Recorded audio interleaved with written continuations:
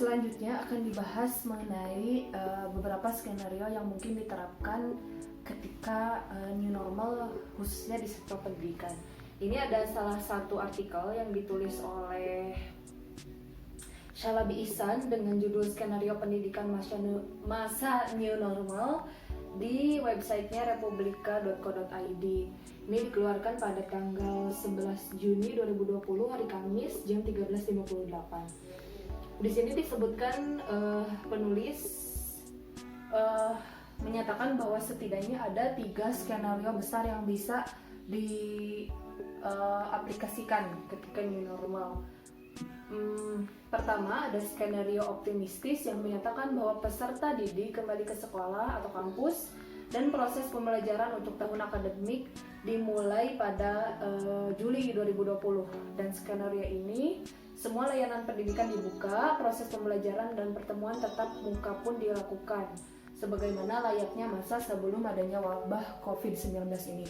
Nah, landasan dari skenario optimistis ini ternyata datang dari adanya keluhan orang tua siswa yang menyatakan bahwa ternyata kemampuan intelektual anaknya itu berkurang gitu ketika adanya pembelajaran secara daring, sehingga para orang tua ini memaksa untuk agar segera diberlakukan kembali pembelajaran seperti dahulu kala, tatap muka, dan adanya jadwal-jadwal yang ketat kali ya, sehingga para siswa ini teratur sehingga yang tadi tingkat si otaknya cair lagi gitu, agar tidak keras karena tidak dipakai untuk berpikir sudah sekian lama gitu. Itu adalah skenario optimistis. Ada juga skenario kedua, yaitu skenario pesimistis, yakni layanan dan proses pendidikan untuk tahun akademik baru diundur hingga sekurang-kurangnya bulan Desember tahun 2020 gitu. Nah, skenario kedua ini intinya ada yang menginginkan proses pendidikan atau proses pembelajaran ini untuk semester selanjutnya atau tahun ajaran baru ini diundur, sehingga ada kekosongan waktu gitu. Dari rentang per Juni ini sampai Desember nanti tidak ada proses pembelajaran secara langsung. Itu skenario kedua, yaitu skenario pesimistis, karena berdasarkan kondisi saat ini gitu ya, yang tidak memungkinkan untuk melakukan pembelajaran karena pandemi ini masih berlangsung.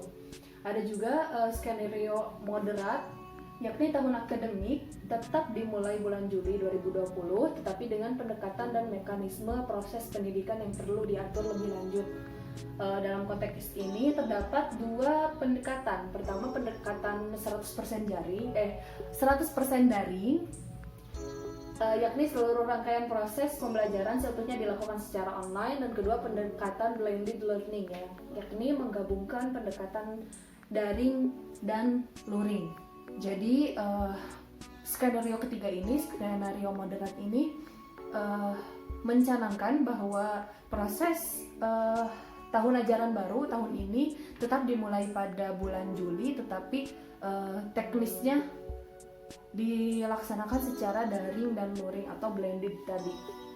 Nah, dari ketiga skenario tersebut ternyata ada salah satu skenario yang digadang-gadang mampu untuk menjadi solusi untuk keadaan saat ini gitu. Kita bedah terlebih dahulu ketiga skenario tersebut. Di artikel ini disebutkan bahwa untuk skenario yang pertama, skenario optimistis, atau dimana kita buka aja pembelajaran gitu untuk tahun ini, dan langsung siswa-siswa dan guru-guru melaksanakan KBM secara langsung gitu. Namun skenario optimistis ini dinilai tidak efektif karena mengingat angka persebaran COVID-19 ini masih meningkat gitu, sehingga skenario pertama ini tidak bisa dilaksanakan karena keadaan masih berbahaya. Adapun skenario kedua yaitu skenario pesimistis, ini dinilai kurang baik gitu, karena tadi kan ada gap antara bulan Juli sampai bulan Desember itu tidak ada pembelajaran sama sekali gitu, dimana itu akan membahayakan gitu, karena ketika ada satu periode dimana orang-orang yang berpotensi untuk belajar gitu dan tidak difasilitasi berbagai sarana pembelajaran, itu katanya akan menyebabkan satu generasi ini disebut generasi akademik yang hilang.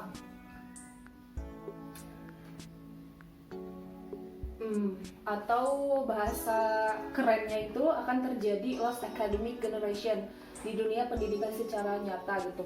Nanti kalau misalnya tidak ada pembelajaran di antara bulan Juli sampai bulan Desember, itu katanya akan menyebabkan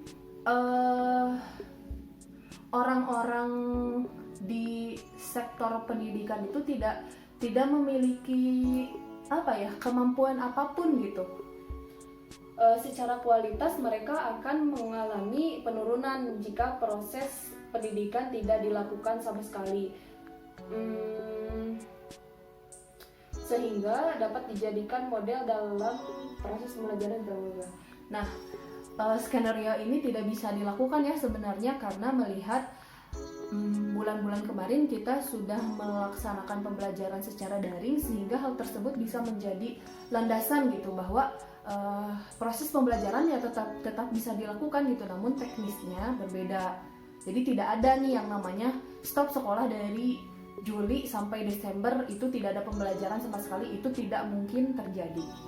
Nah, skenario yang mungkin sangat bisa diaplikasikan dalam keadaan seperti ini adalah skenario ketiga, yaitu skenario moderat, di mana tadi sudah dijelaskan bahwa skenario ini tahun akademik atau tahun baru pembelajaran ini tetap dimulai pada bulan Juli, namun teknisnya berbeda, yaitu ada teknis blended learning atau pencampuran antara proses pembelajaran yang dilakukan secara daring dan ada juga proses pembelajaran yang dilakukan secara luar jaringan. Nah, ini yang menariknya adalah ternyata ada penelitian yang dilakukan pada tahun 2005 bagaimana blended learning ini ternyata begitu efektif untuk dilakukan di sektor pendidikan gitu. Ini penelitiannya telah dilakukan atau telah menemukan hasil sebelum adanya pandemi ini gitu. Jadi si blended learning ini kayaknya sih bisa gitu untuk diimplementasikan di masa-masa seperti ini.